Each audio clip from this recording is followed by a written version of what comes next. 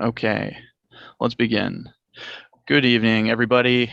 My name is Alex Rodriguez. I'm climate advocate with Save the Sound. Save the Sound leads environmental action in the region. We fight climate change. We save endangered lands. We protect Long Island Sound and its rivers, and we work with nature to restore ecosystems. Um, some of the great things about working for this organization is the wide array of issues we get to work on to improve the quality of life in our region and protect our most precious ecosystems.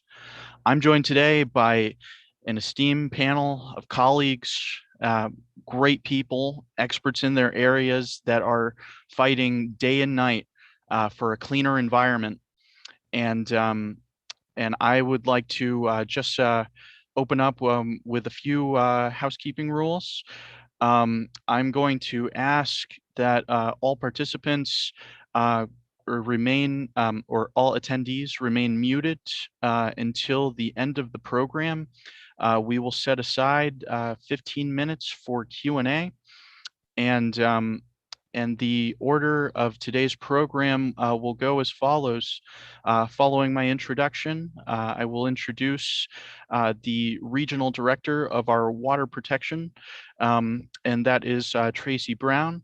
Followed by Tracy Brown, I will introduce Bill Lucy, and following Bill Lucy, I will introduce Kat Fedler, and following Kat, I will introduce Charles Rothenberger.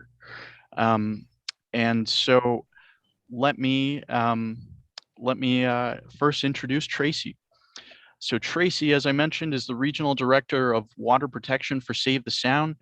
Tracy joined Save the Sound in 2014, opening our New York office, which focuses on nitrogen and bacterial pollution. Tracy and her team monitor water quality and put that data to use, identifying and eliminating pollution sources. She was an architect of New York State's sewage pollution right to know law, and continues to advocate for greater transparency on water pollution and wastewater infrastructure issues. Prior to joining Save the Sound, Tracy worked at Hudson Riverkeeper for 7 years, where she was instrumental in building their water quality program. She is co-founder of the Peabody Preserve Outdoor Classroom, a natural preserve for hands-on outdoor education for the students of the Tarrytown Public Schools. We are so grateful to have Tracy leading on water protection and many federal policies in New York. Tracy, the floor is yours. All right, thanks so much, Alex. Thanks everybody for joining us this evening. I'm really happy to participate in this discussion about all of our legislative work. I'm going to cover what's gotten done in our New York legislative portfolio in the session that just ended, and where we are at with our federal work, which is ongoing this year, as a lot of budget work is afoot. So I'll start with just kind of a summary of what's been happening, and then Alex, are we going to take questions after each speaker, or will that be at the end? We'll leave that to the end of the program. Okay. But everyone is more than welcome to put their questions in the chat, and we will get to them when we can.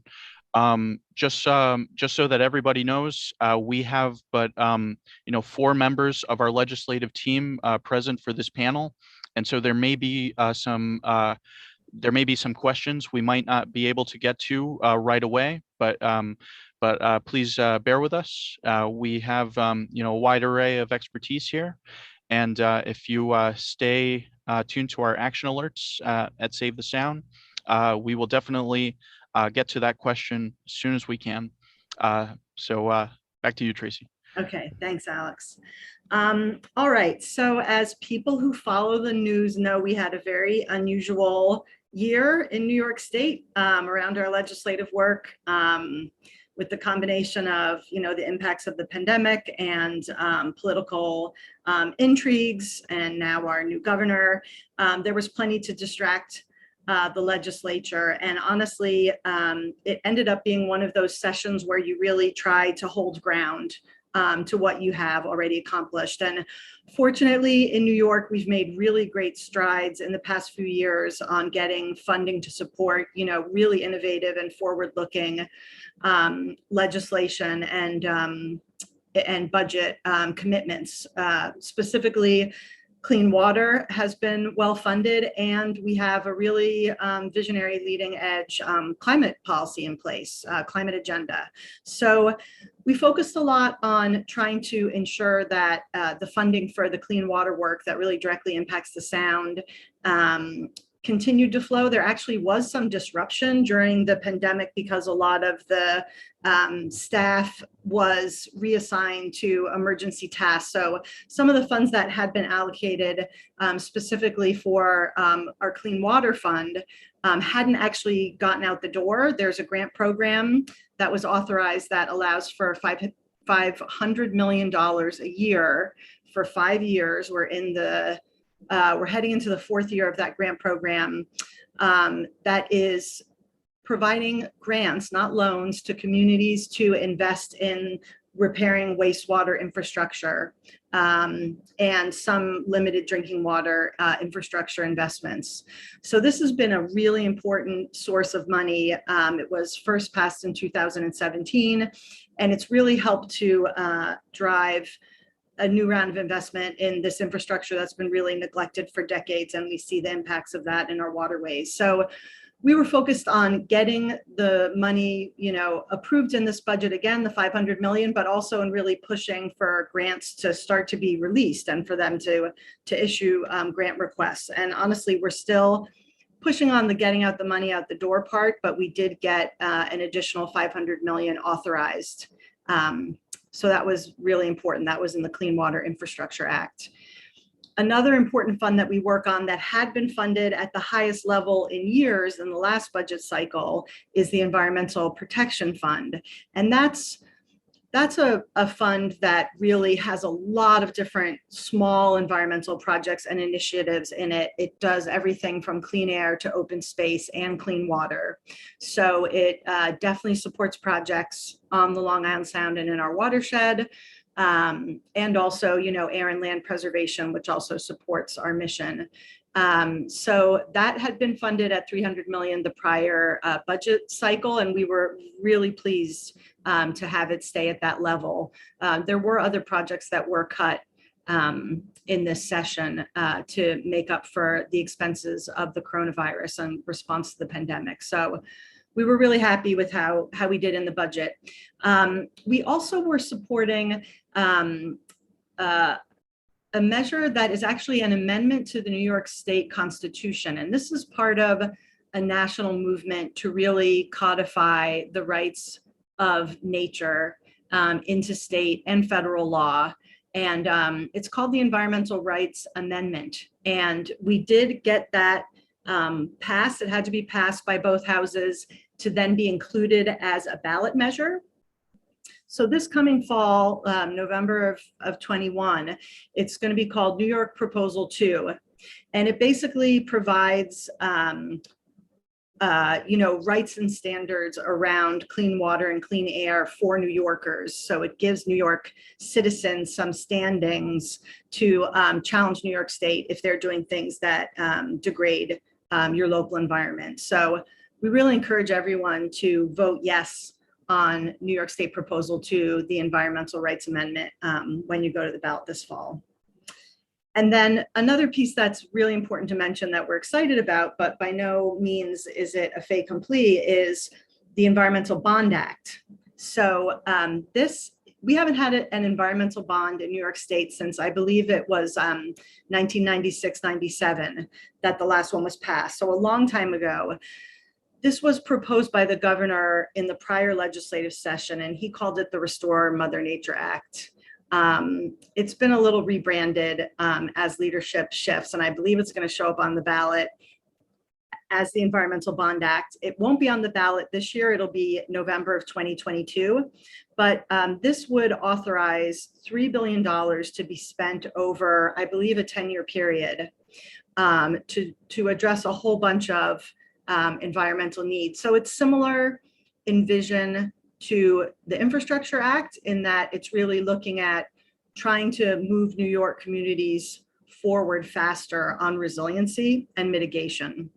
And this is needed, in large part to really live up to what our climate legislation has set up for us as goals. We need to then actually make investments, do living shorelines, do stormwater management, do coastal resiliency, all of these projects that will keep us safe and resilient, as well as addressing climate impacts and reducing greenhouse gases. So that's going to be really important and is going to really help New York move forward and be adapting at the pace we really need to hold on to the quality of life so many of us here value so high as we should. So please, you'll hear more from us on that in the coming year. Please keep an eye out and be sure to support that when it's on the ballot and talk to your neighbors and your family. On the policy side, there wasn't as much happening in New York State this year. We worked hard, as we have for many years, on a piece of legislation to expand wetland protection. We had the Wetland Protection Act. It's taken a few forms over the past few years. It's a really tough one to pass because there's so much opposition from real estate developers, and they have a very strong lobbying voice in Albany, as they do in all states across the country. So the overall goal is to protect more freshwater wetlands. Right now, the limit is 12 acres or above. So New York State only has jurisdiction to protect wetlands that are 12 acres or larger, which leaves a huge amount of unprotected wetlands in New York State. So this is something we'll continue to work on in the upcoming session. And then with my last couple of minutes, I'm just going to touch on the federal for a moment. So of course, there's been a lot going on federally. Most of the action so far is the budget, because that's always what everyone works on first. We were very pleased that the president's budget and the budget passed in the House included another increase for our Long Island Sound study. This is the EPA program that is dedicated to the Long Island Sound estuary. And that is the funding that runs our estuary office and provides grants that support a lot of programs across the region, including some at Save the Sound, like our Unified Water Study. Many of our ecological restoration programs receive funds through grants we applied to the Long Island Sound study. So it's a super important ongoing source of funds to do restoration and preservation work throughout the Sound. So we were really happy it was included in this budget at 40 million. The prior budget had it at 30 million, and the one before that was at 21 million, and the one before that was 14. Going back to when I first came here 7 years ago, it was at 4 million. So it's increased tenfold in 7 years. So that's really, the result of a lot of people's work, this whole community of conservation groups that we're very much a part of. And I'd like to think that Save the Sound has played a meaningful role in lobbying and making that happen. And certainly our report cards and our general monitoring and reporting on progress has been a part of that success and messaging. So we're really proud to be a part of that effort. So if that gets through, at this point, it looks like we won't have a full federal budget until September, but we anticipate that when it does come time to pass the budget, that the Senate will also include the 40 million. We're optimistic. Meanwhile, the Infrastructure Act included a one-time 106 additional million also for the EPA Long Island Sound Study Estuary Program. That's 106 million to be spent down over 5 years. So that gets us $21 million additional funds to bring into the Sound region to support the work happening here over the coming 5 years. So we're really grateful to our senators, because of course that budget came out of the Senate, for representing Long Island Sound and bringing those additional resources. We're also, very enthusiastic about other priorities in the Infrastructure Act around resiliency and climate mitigation and living shorelines and using nature-based infrastructure, among other things. So one of the interesting things about the federal budgets and the state budgets is they each often require matches. So you really need a moment like this where you have the federal dollars coming in, and then people will say, well, do we also need the Bond Act, the New York State Bond Act, because we just got the Infrastructure Act? Well, we do, because both of those require a match, and the state requires federal dollars to match those grants, and the feds require state or private dollars.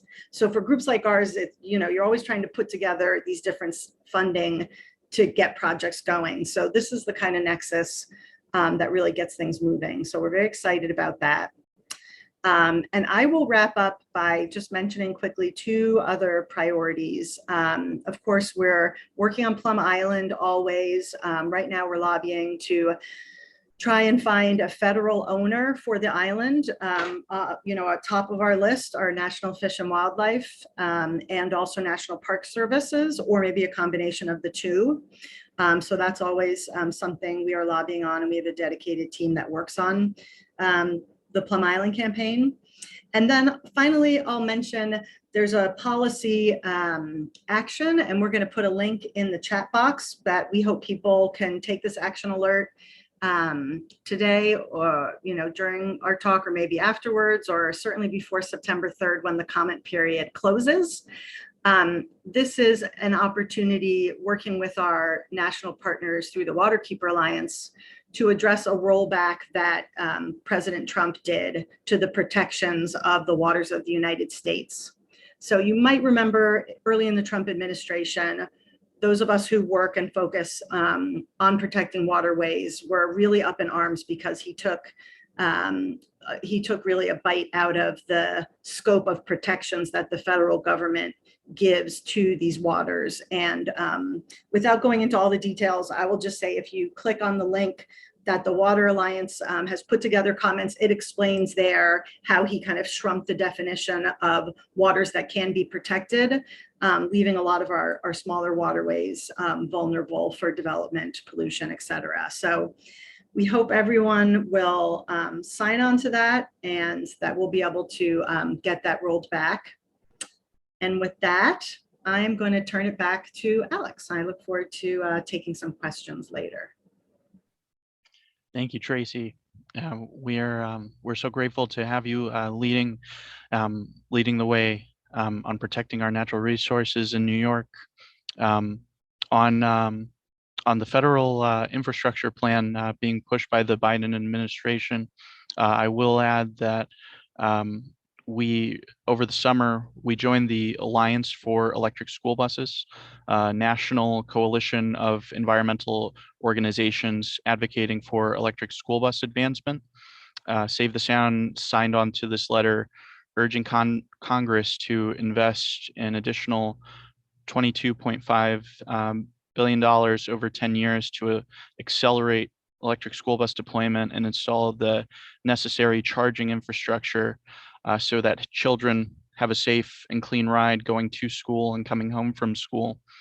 But we will be touching on climate and infrastructure more as the program goes on. Now I would like to segue into the Connecticut legislature and recapping some of the excellent work that went on there. I'm proud to introduce our next panelists, our Long Island Soundkeeper, Bill Lucy. As a Long Island Soundkeeper, Bill protects water quality and the fish and wildlife of the Sound to benefit both people and the Sound itself. Bill was raised in Wilton, Connecticut. He grew up exploring and fishing Long Island Sound before attending the University of Vermont. He went on to serve in the Peace Corps in Guatemala and lived in Alaska for 20 years, where he worked as a federal biologist, a commercial salmon and halibut fisherman, and a municipal biologist and coastal planner. Wow, Bill, you're a jack of all trades. Prior to Bill's return to Connecticut, he was the project manager for the Kauai Invasive Species Committee with the University of Hawaii. Did I pronounce that okay, Bill? Yeah. Okay. Yeah, you're good. Then with that said, I will turn the floor over to you, Bill. Okay, thanks for the intro, Alex. I had to include this picture. This was at this bill signing of the governor's bill on climate and change and adaptation. It's just that's a picture of our president. He looks like the Doonesbury guy, and he's telling the governor exactly what needs to be done, and that definitely Kurt's role. He gave some great comments at that bill signing. And what it is, the other part of that picture is that's Matt Folda in the background. He's with MetroCog. And so in Connecticut, we have the Council of Governments. We don't really have counties. And though people claim we have home rule borough, we do not have a real home rule in Connecticut. So anytime the towns want to do something innovative, they have to go to the legislature to get the tools to do that. So what the governor's bill on climate change and adaptation did was offer 4 tools to the municipalities to prepare for what's coming and what's already here. We already have storm surge. We already have intense rain. We already have very hot periods, drought, and a lot of things need to happen with both the natural environment and the built environment to deal with that. So a primary component of this was the formation, allowing towns to form stormwater authorities. And what a stormwater authority is, a fee that is used to support the stormwater drainage system. So if you think about, you have sewage fees, you have water bills, water fees. So you're using these services, but when the rain falls on your property and goes off and runs down the street, bringing all the pollution into our rivers and ultimately into the sound, that's paid for by property taxes. There have been no dedicated funding to deal with that. And we found through our research, our legal team, that most of the towns in Connecticut are having problems complying with running good stormwater management. And stormwater is the #1 water quality impairment in the state of Connecticut and many, many states. So what this bill does is allows towns to impose a fee or on the amount of impervious cover. So if you're a big parking lot and you're running a lot of polluted water off, you would have incentive to disconnect that parking lot, green it up, put in tree wells, clean that water up before it gets into our waterways. There's another component of this was forming an infrastructure fund within the Connecticut Green Bank. Now, it was Tracy mentioned all the federal infrastructure potential money coming our way. This is an innovative way. The Green Bank wasn't set up to deal with it. So they're going to come up with a program to potentially handle those funds in creative ways, private public partnerships, holdings for matching grants, all kinds of things municipalities can use to shore up their shorelines. And of course, we're involved in living shorelines. We want to see oyster reefs breaking up storm surge, not seawalls. We want to see a whole natural, resilient response to climate change. It also calls out having the duties of the flood and erosion control boards of municipalities to take on resiliency. So towns are starting to think about resiliency. One part that was struck from the bill was a conveyance fee, which would have allowed towns to put a 1% on real estate transactions, much like Martha's Vineyard. The Hamptons have done it to preserve farmland. Martha's Vineyard did it to preserve open space, maintain their boardwalks, dunes. That has been controversial for many years. And as Tracy mentioned, the real estate lobby is very alive and well. Moving on to the Pfast ban, this was fantastic. We have been working for probably 3 years on this issue. Vermont just passed a very progressive bill right before us, but we are now going to phase out the firefighting foam that's responsible for a lot of contamination. And that includes my son's elementary school. So both the wells at my son's school have been contaminated with PFAS, which they found after dealing with a lead issue. And it's from a firefighting department right across from the playground. Now they're screening wells throughout the town hall, you can't drink the water. They're screening 2,400 additional properties, we found out today. And the more we look, the more we're going to find. So what this bill does is say, let's stop it at the tap. Let's not keep putting more in while we try and figure out where it is. And it also starts going after food packaging. A lot of those compostable fibrous packages or pizza boxes that shed oil and water, they have PFAS in them, a lot of those disposable straws. So we're putting all this PFAS laden one-time use food packaging into the waste stream, and that can enter into groundwater and contaminate the whole food web. It moves right up from water up through the plankton into the fish. Another big one was the Blue Plan. That's a marine spatial plan. And that was many years in the making as well. And what that does is just creates a map of layers. So you have sailboat racing, where your shellfish leases are, where really important ecological habitats are, where the corals are, what's important for bird habitat, where the commercial fishermen need to go, where the recreational fishing community uses. All those things are cake layered. So when we have a situation like we do now, we know there's at least the first offshore wind cable coming through the race, going through Long Island Sound. Now they see everybody who's already at the table, so they can think as a developer, what's the best route to avoid all these problems?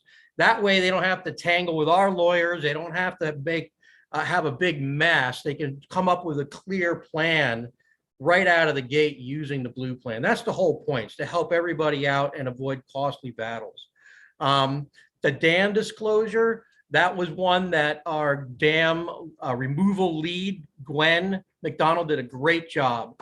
We tried to get it through a couple years ago, and again, the real estate agency didn't want any more check boxes on the real estate disclosure form, like you have a dam on your property. Because what's been happening is homeowners are buying properties, there's a dam in the back 40, they don't know it, and all of a sudden they get a letter from DEEP that says you have a $100,000 repair you need to do on this thing. Of course, we want to know where they are because we want to take them down to improve fish habitat and start restoring the natural function of the watershed. So Gwen went on with her counterpart at TNC, and they did an interview for what they had. They have a real estate TV in Connecticut that reaches 13,000 realtors, and they explained why this is important. Real estate people signed off. There was no problem. It went right through committee and passed unanimously. That's the way to do legislature. Educate your opponents. Shellfish Restoration, which was also a working waterfront bill by Joe Gresco. And what that does is it alleviates one of the hurdles as far as getting shells and things for doing artificial reefs or restoring reefs. It helps the restoration community with streamlining permitting, but it also puts shellfish farmers into what's called the 490 program, and that's for open forest land and farmland. It's lower taxes for those lands to maintain them on the landscape to keep the character of Connecticut and the ecosystem function. So that one passed as well, which was really surprising. I do some fish. I always got to do at least one fish bill every session. We were asked by the state to work on the striped bass regulatory change. People love striped bass. It's the #1 sport fish in Long Island Sound, generates massive amounts of economy, and they're in trouble.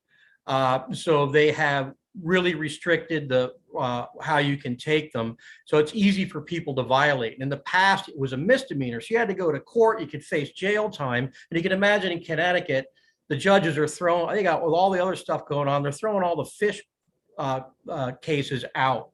So what the law enforcement, the conservation law officers wanted was just the ability to write a ticket. You caught too many fish, you caught baby fish, here's your ticket. We don't have to deal with the court necessarily. So that should really go a long way to saving a lot of striped bass in the Sound. The sewage right to know is a joint one that I worked on with Kat. Kat's going to go next and talk about that. And then the last thing I'll mention in my last minute is we were also successful with some big funding opportunities in Connecticut.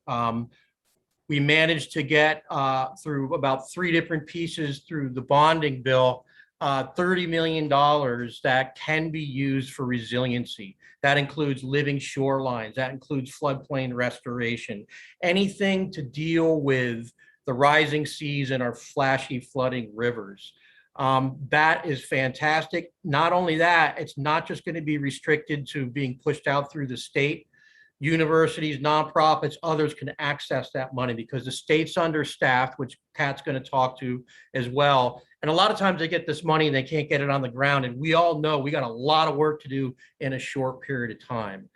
And then again, on the bonding committee, we put in a request to add $25 million a year to the grant portion of our clean water fund, which is what upgrades our sewage infrastructure in the state. And we were successful in raising for the next 2 fiscal year from 75 million to 100 million for each of those years, grant money. They also do low interest loans, but a lot of the communities can't afford it at current rates. You could think Bridgeport, Norwalk, some of those other ones. So this really allows these projects to go forward. And look forward to questions at the end. Thank you. Thank you, Bill. That presentation certainly made a big splash. It's my delight to introduce Kat Fedler, our staff attorney. Kat joined Save the Sound in May 2018 as the Peter B. Cooper Legal Fellow. Prior to that, she worked at Pace Law School as the Environmental Law Graduate Research Fellow and as an intern with the Pace Environmental Litigation Clinic. Kat received a JD and certificate in environmental law from Pace Law School in 2017, graduating summa cum laude. At Pace, she served as the research and writing editor of the Pace Environmental Law Review and as president of the Environmental Law Society. She also received an MEM from the Yale Law School of Forestry and Environmental Studies in 2017, where she was named a Weiss Scholar for Conservation in the American West. She's a member of the New York City Environmental Law Institute class of 2018. We're so glad to have Kat's expertise with us today. And Kat, I will give the floor over to you. Thanks, Alex. And whenever I hear that bio, I'm reminded of the fact that I went to school far too long. So glad to be doing the work now. So I'm going to cover sort of a grab bag of legislative efforts that don't fall under a clear theme like water. So bear with me. To start, I'll speak to our work on the sewage right to know law, which was SB 927. This session, we were able to strengthen the law that ensures that you know when there are sewage spills into your waterways to empower you to make informed decisions as to where you swim, fish, and boat, and to keep your family safe. The law also allows us to have easy access to the information we need to hold polluters accountable. The sewage right to know law was last amended in 2018, and it requires that the state, municipalities, and the public are notified when sewage spills from collection systems or a treatment plant. These spills happen because of pipes that are poorly maintained or undersized and can happen on a really enormous scale during large storm events. We've been tracking all the spills that have been occurring with these tropical storms and hurricanes. During Tropical Storm Elsa, over 150 million gallons of sewage combined with stormwater entered our waterways without any treatment. The sewage right to know law has been a really effective tool to date, but there is always room for improvement. The issues that we saw were that notice to the public is currently posted deep within a really tough to access state agency website. So it's really was not functional for families making decisions as to where to go fishing that afternoon. The volume was also not promptly estimated to provide sufficient notice of the relative risk. So whether it's a spill of 10 gallons or thousands of gallons, that difference really matters. And there was a convoluted game of telephone in the way that information was passed from the operator to the town and to the public. And finally, there was an arbitrary volume cutoff where spills were not required to be reported to municipalities. So the limitations of this law were highlighted during the 2.1 million gallon spill of raw sewage into the Mill River in New Haven in July of 2020, which many of you might remember. The public wasn't notified until nearly 2 days after the spill began. And this occurred during really beautiful, hot July summer days. So there were lots of people out on the water, leaving many people in direct contact with sewage. Not a good thing. So this session, we strengthen the law. It will lead to deep developing a real-time push notification system that will better inform the public. Eventually, this will be similar to the system used in New York that some of you might be familiar with, where you can receive text and email alerts of sewage spills. But the first phase in Connecticut is going to look more like a social media push real-time alert.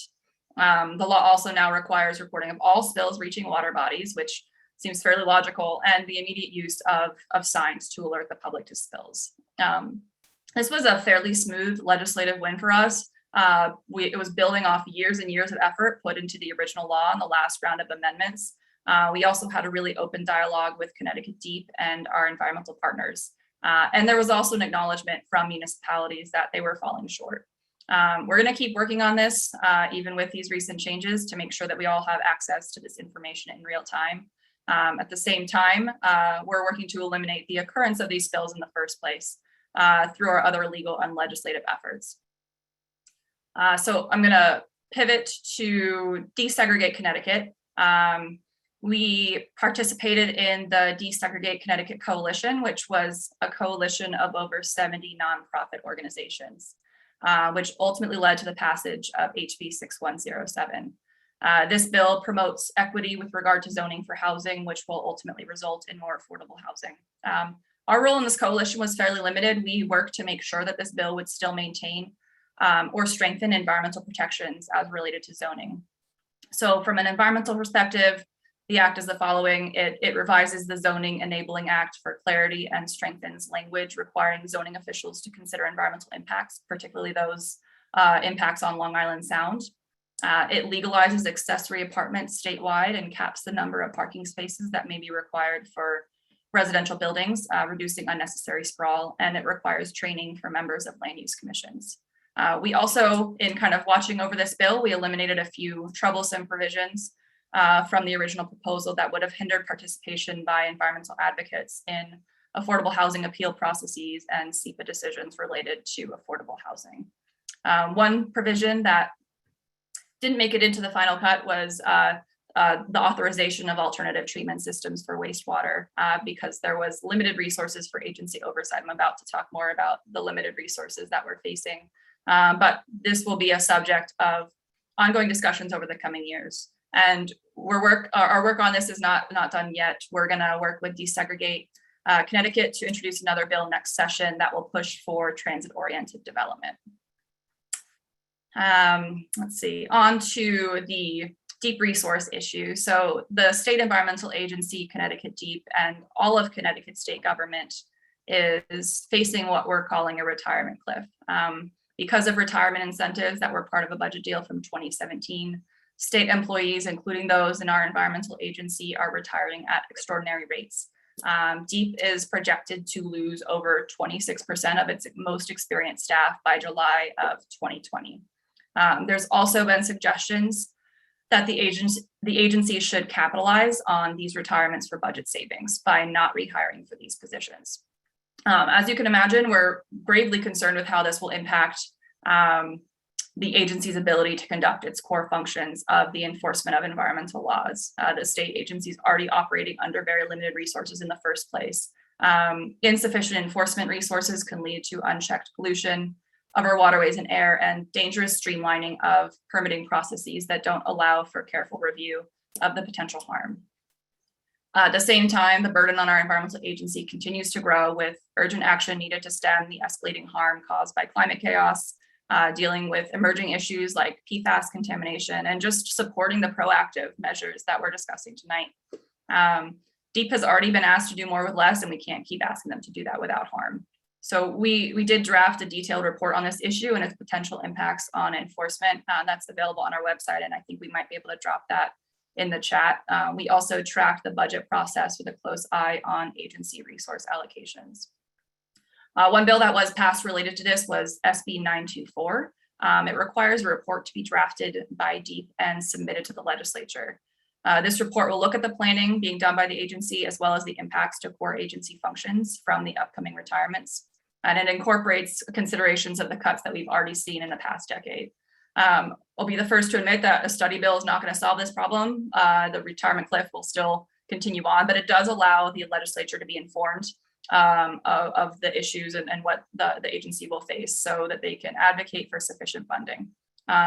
As you all know, the legislature also sees proposals every single year for environmental rollbacks that always cite the limited resources of the agency. So they need to be informed on the solutions that we have at hand so we don't fall into the trap where we fix our resource constraints by stripping environmental protections. We have to stay far away from that as a solution. So our job is not done here. Even with the study bill that passed, we're going to keep watching over what happens with these retirements. And the other kind of pairing of this is that we as a nonprofit organization with attorneys on staff will continue to play a support role by watchdogging environmental compliance and pursuing citizen enforcement cases as kind of a supplement to the state enforcement role. And the final piece of legislation I want to talk about is our effort to strengthen the environmental justice law. And this was an effort that was done through HB 6551. We were not successful on this front, but that doesn't mean we're done yet. And I know we have proponents of this bill on the line, Representative Hennessy and Representative Michelle, and much appreciation for their efforts. We're still moving forward nonetheless, despite a challenging effort this past session. So in short, the environmental justice law provides a process to notify and inform residents of environmental justice communities, or those communities that are most disempowered through economic, language, and racial differences or disparities, of new permits for facilities that will pollute their neighborhoods. This is a really important process, and through informing the public and prompting a dialogue, it can contribute to minimizing impacts. But at the end of the day, it's just a procedural requirement, and the law does not require any specific outcome. Namely, it does not require that a permit cannot be issued if it results in additional harm. So the applicant can hold public meetings and so on, but even if dramatic harm is exposed, so long as that harm is not in violation of some other law, then the permit will be approved. So we want to make sure that the public process actually informs decisions. We want public input, and the realities of dumping more pollution into communities that have a limited voice and leverage actually, impacts decision making. So in other words, the public impact can stop new pollution. We advocated for strengthening the public process in this law, but for also adding in the legal authority and requirement that state agencies cannot approve a permit for a facility that will contribute additional pollution in an already overburdened community. There is such thing as enough, and we have to make sure that permitting process actually mandates that outcome. This is a provision that's currently in effect in New Jersey, with some regulations still being finalized, but it does signify the next wave of environmental justice protections that we need to strive for. And we're going to start to see more and more states push in this direction.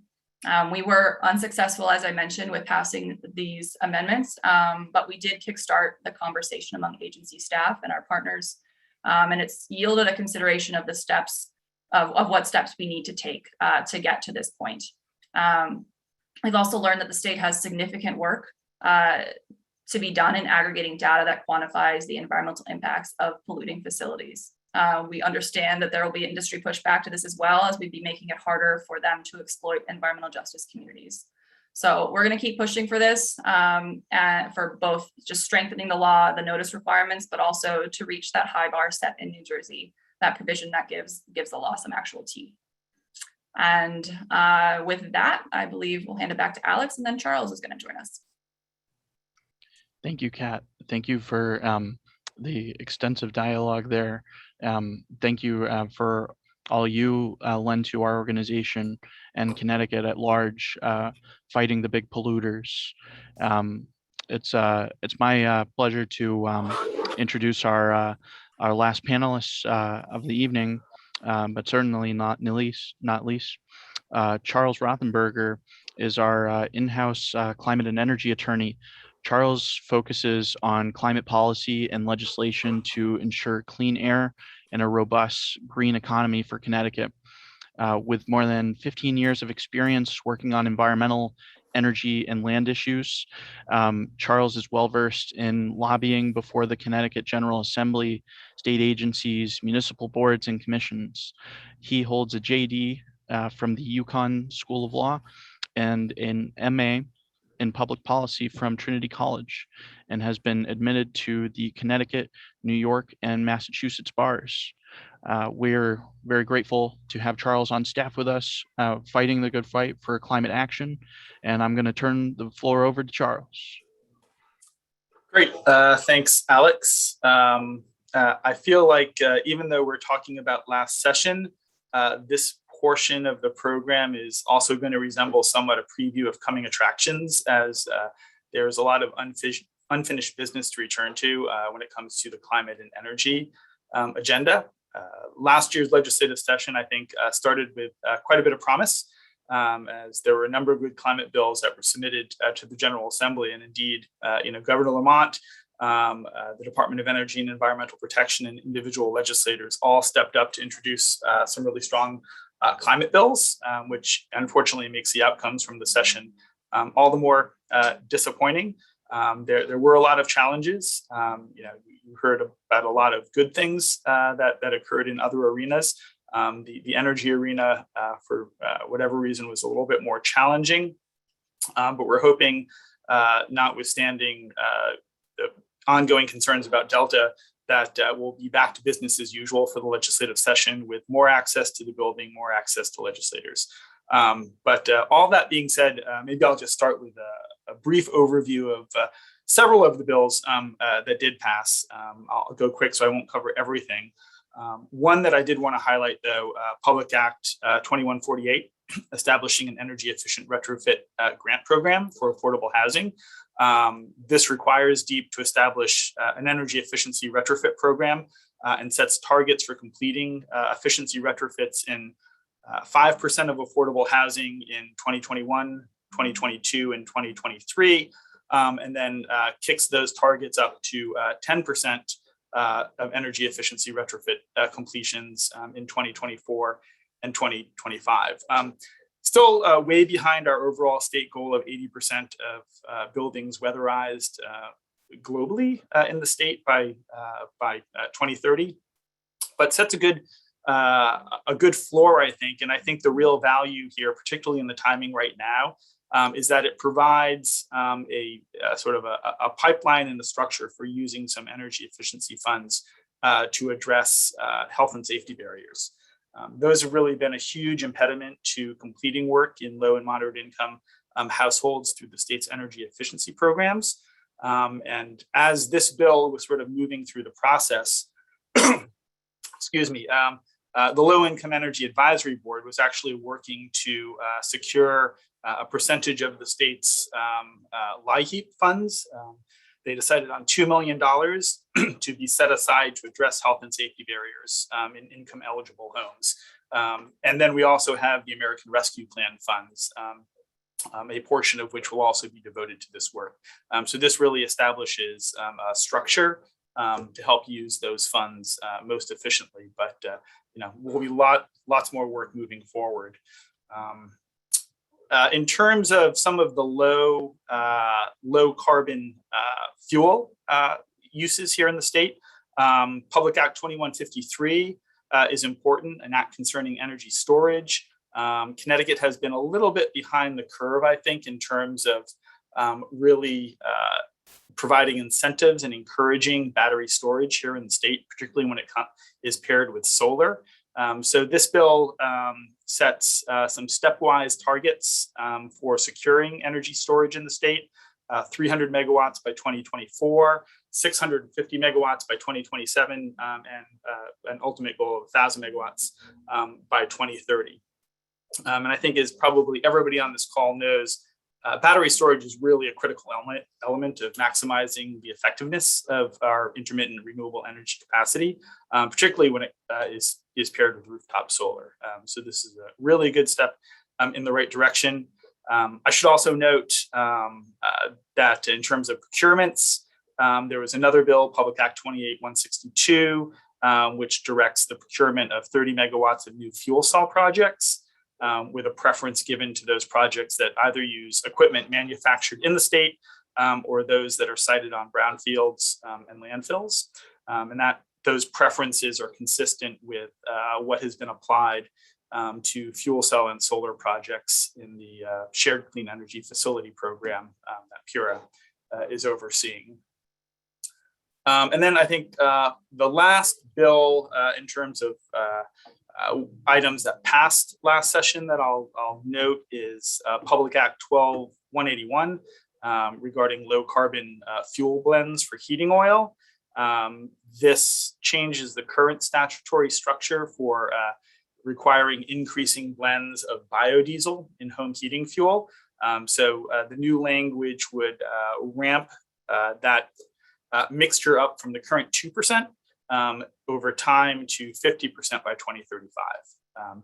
And again, I think everybody on this call recognizes that the end game is really the beneficial electrification of the building sector. That's really what's required in order to reach our climate goals. But I think we all also recognize this isn't going to happen overnight. So, I think increasing blends of biodiesel is a short-term way to reduce some emissions from that sector while we work on more comprehensive electrification solutions. I think the important thing is that we don't take our eye off the ball of those long-term solutions and think that this stopgap measure is the ultimate solution.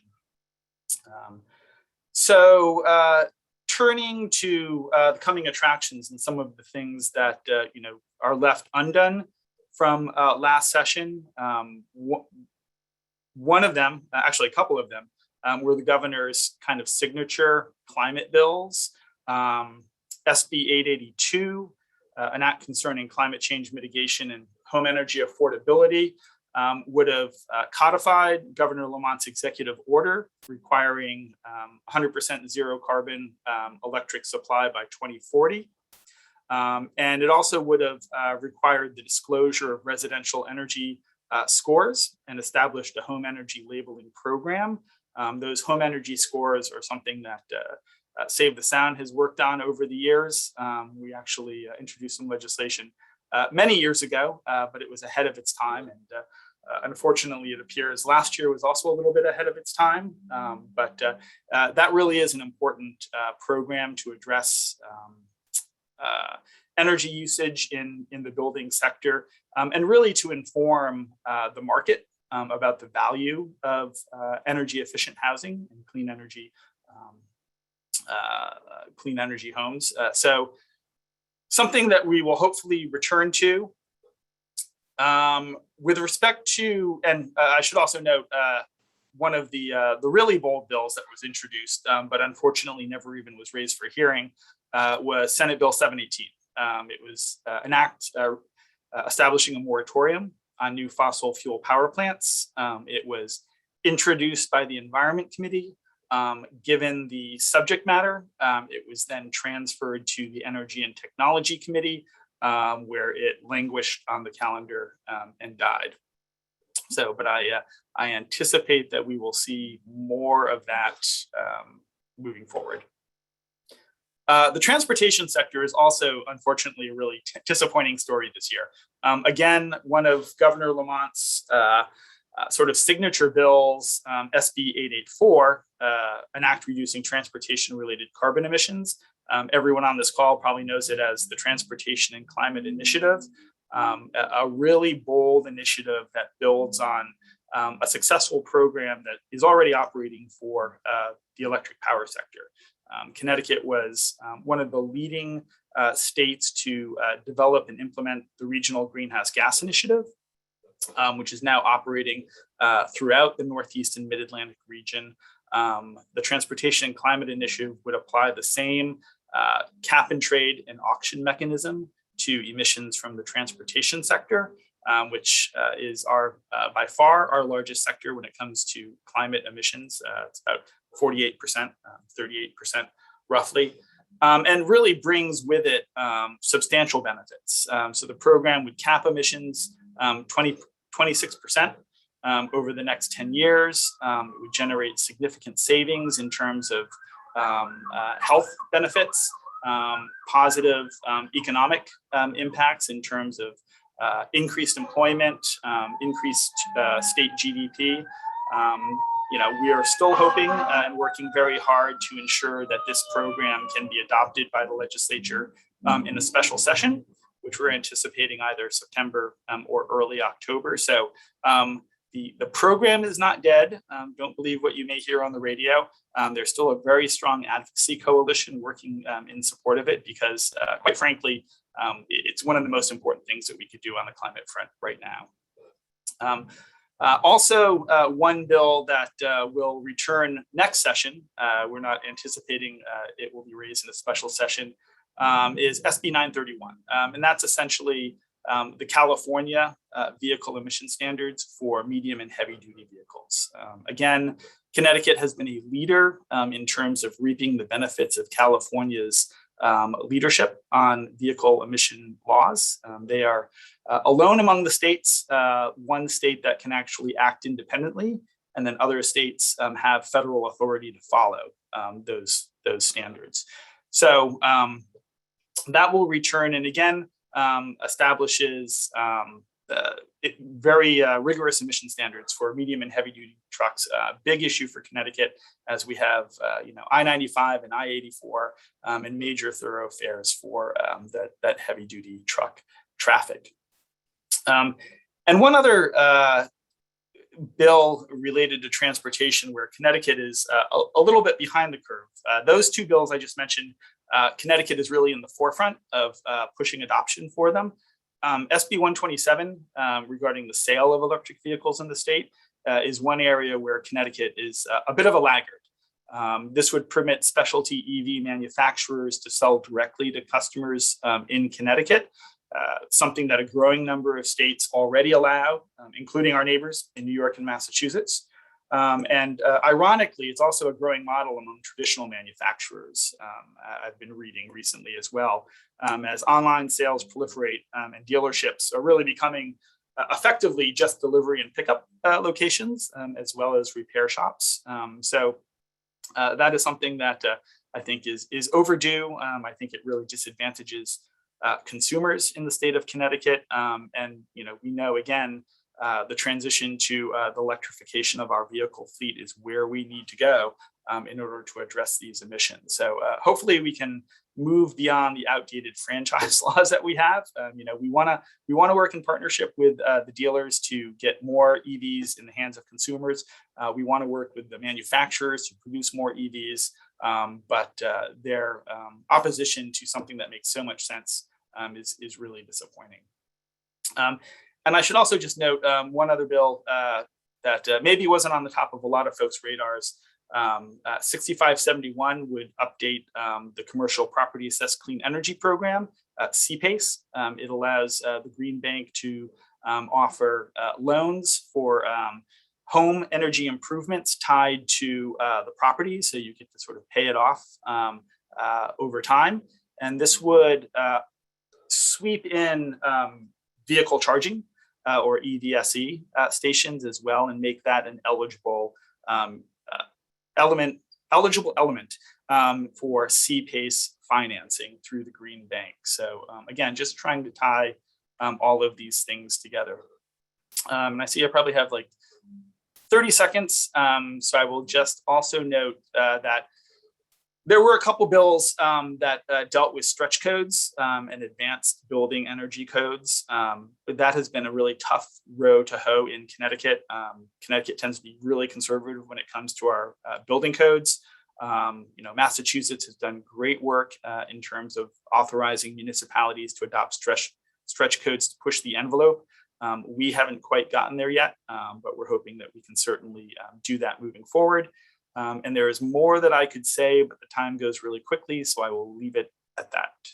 Thank you. Thank you, Charles, and thank you for the intersection of these issues that you've painted. Connecting environment and economy is very important. We don't fight the businesses. We're trying to work with them to promote a sustainable future. Now is a good time to delve into the Q&A portion of our program. I saw a question from Nancy earlier, and Bill, I believe this is meant for you regarding the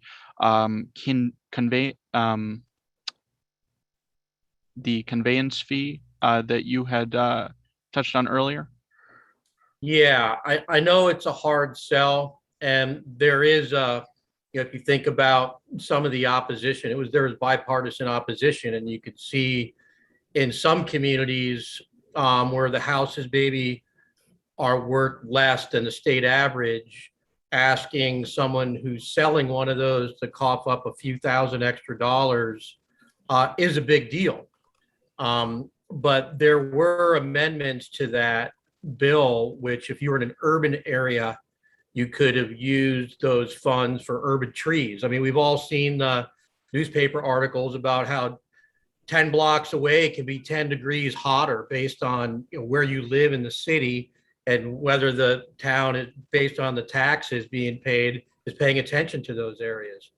So I don't think the message was made with some of the innovations that could be used in urban areas. A lot of people think of conveyance just for parks, for walking your dog, and that's the extent of it. But it's very obvious that we have lost our connection with nature as a society, and you have to make an event in some areas to get in your car or public transportation and go for a half an hour to get to a park to see any semblance of real wildlife versus pigeons and squirrels and things like that.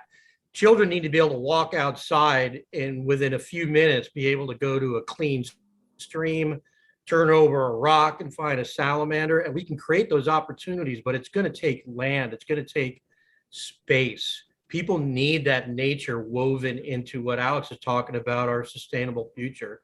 So it's been a long battle, but I think what we need to do is look where it has worked. And the argument for industry is, if you have a more livable, nature entwined neighborhood, your property values are going to go up. So when you sell that house, your fees are going to be higher.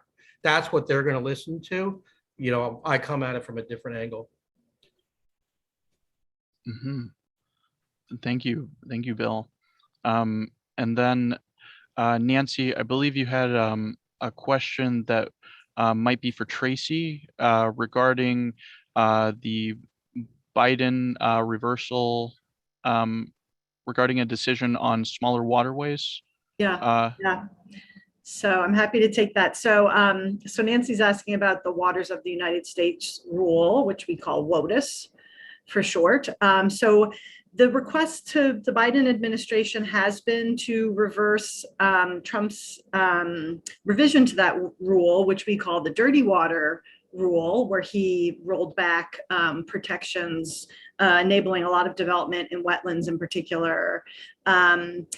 Biden has not rolled that back, but there was a court decision. There was a judge in Arizona, a federal judge, who ruled in response to a lawsuit brought by the environmental community.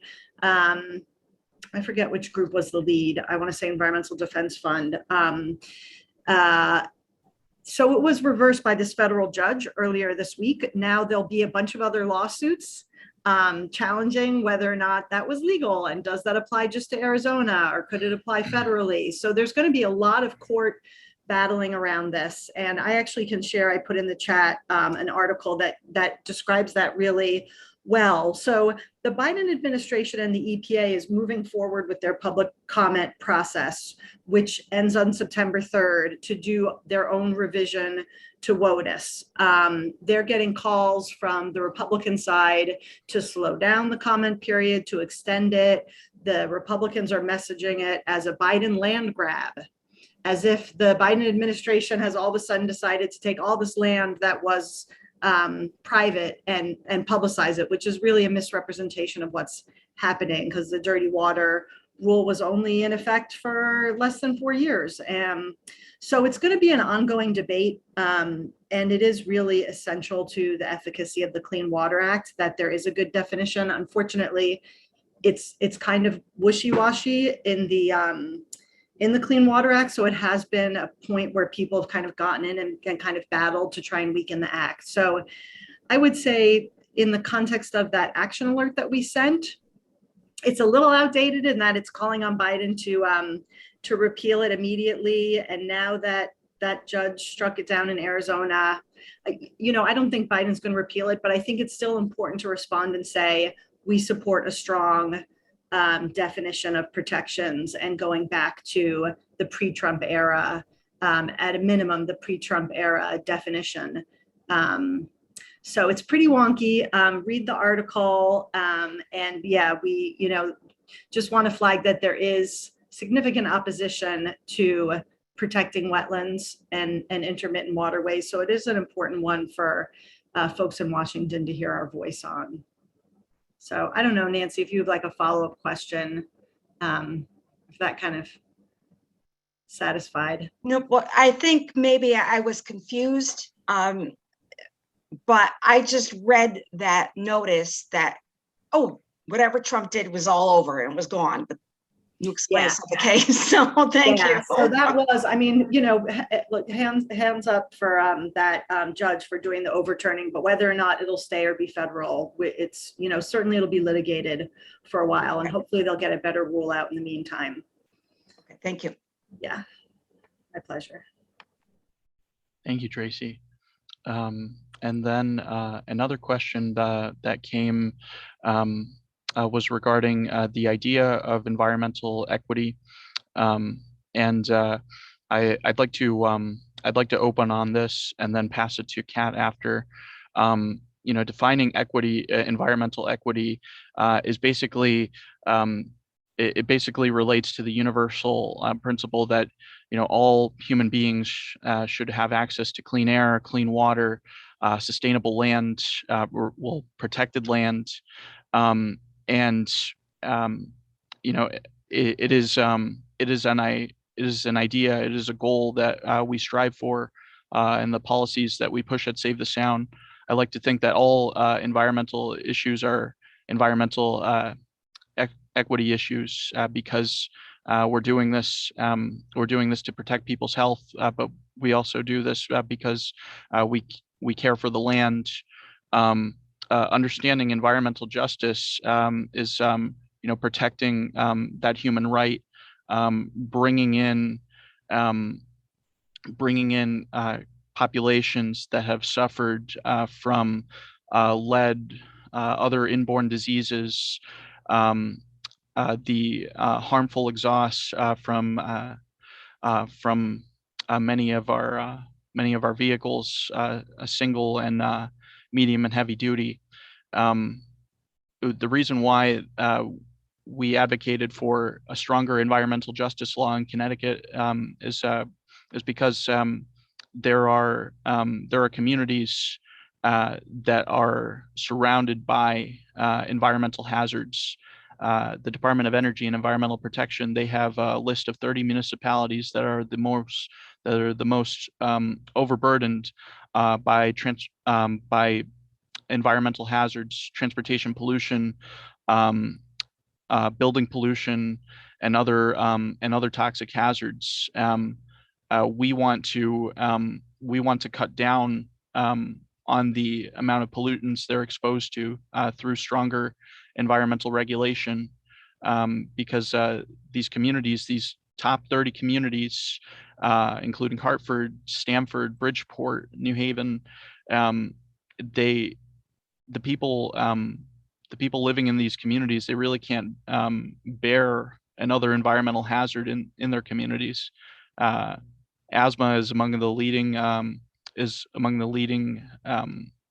causes from, you know, repeated exposure to certain chemicals and gases, and it has an effect. It has a long-term effect on their livelihood, and so by advocating for a stronger environmental justice law, by putting the pressure on DEEP to say no to more polluting hazards, and yes to sustainable type of businesses, is really the goal here. And I'll pass it to Kat.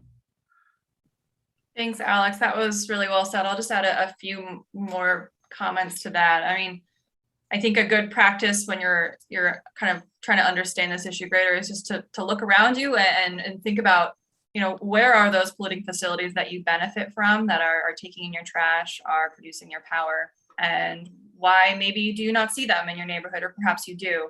The citing of both, you know, parks that are beneficial with environmental values or harmful polluting facilities, that those are all, you know, deliberate decisions that are kind of embedded in our processes. So We need to move past the out of sight, out of mind concept. We heard some pushback from our environmental justice efforts that, well, if we pass this provision, then we are going to halt economic development throughout the state. And that sentiment is rooted in the fact that, okay, this law is going to stop citing in EJ communities, environmental justice communities. And then of course the wealthier communities already have a strong voice to stop that. So if no one wants it, if it's harmful to everyone, then maybe that's a point to reflect on. We need to reflect on that source of pollution as well. We need to equally bear the burden of these facilities that benefit us all. Just one quick mention of kind of an example of this was the Wheeler Street transfer station. We stopped an expansion of that. It was in New Haven. It was going to receive trash from wealthier suburban communities. This is a perfect example of these issues we're talking about, where the wealthier communities can send away their trash, not see it again. And then there's a transfer station that's 100 feet from homes. So I would just look around you. I think really reflect on the industries that you rely on for your quality of life and think about where they are from. I think the questioner also asked resources to start with. Robert Bullard is the father of environmental justice. There's so many great resources, but Robert Bullard might be a good place to start if you're really starting on the ground floor to understand some of this history. And of course, there's great local histories throughout the country where you can dig into kind of how we got started in this, entrenched inequity that we're working through right now. Thank you, Kat. Oh, very well said. I am going to take 2 more questions for the evening, and then we will wrap up this program. I want to quickly turn over the floor to Representative Michelle for his question, and also thank him for his astounding work in the legislature. Hi, Alex. Thank you. I wrote the question, but I'll say hello to everyone. Tracy, it's nice to see you. It's been a while. And thank you, everyone. Amazing work you guys have done. No, I have like kind of a question to Bill. When we were going over that bill on the striped bass, they had included existing language that it was not relevant to that bill, but that was inside the frame of the bill. And I saw the word trawler and I was like, what? We still have that stuff here? Trawlers, and then long lines and seines as well. And all of these are completely like indiscriminate way of fishing. So I'm trying to think of maybe just trying to go to deep first, try if there's a way to change policy without having to go through the legislative system. But maybe it's something that you guys can share thoughts on. I don't know if you ever thought about it. And well, you bring up a good point. And I've got a long history dealing with scallop draggers in the state of Alaska. There was also areas that were banned for trawlers, the entire southeast region. And usually those are most successful when competing commercial fishing gear groups go to war. The thing in Connecticut is the commercial fishing fleet is really dwindling. And the main opponents are other groups. And in the case of the Eastern Sound, it's recreational fishermen. And there are small draggers that are still operating out in that area. One thing to watch, David, is that there is a suit going on right now that is between the hydraulic dredgers in Oyster Bay versus the hand clammers. I don't know if you've ever been over there and seen them. I mean, in the middle of the summer on a rowboat thing, and they use these dredges and they have a little umbrella up to keep the sun off. Old school. And a guy I was on with the Plum Island Biodiversity Dive last week or 2 weeks ago went down and filmed what was actually going on behind those hydraulic dredges. And he got video documented evidence of this massive plume of fine sediments going way beyond where they're allowed to affect. So when you want to get into those types of, if you see a problem, you really have to document what the harm is. You need to have good science if you hope to have any success. And I think you're right. The best way to start is through DEEP and see, or over on the Long Island side, DEC, and see if they have anything, what their thoughts are, and whether they're just holding back or they really don't see any science to that shows that it's harmful. If you go through the legislature, we did it this year with certain things. They hate it when the legislature does regulation through legislation. But sometimes, sometimes you need to do that extra push. So yeah, I'd be willing to talk to you about that, maybe in a couple of specific situations. Yeah, I mean, yeah, I'm thinking that maybe one of the avenues is we do know that dredgers or draggers release sequestrated carbon. So this goes against our emission goals directly. And I think I don't know what the numbers are, but we're talking about like, very old sediment, right? And so it took a long time for that to settle.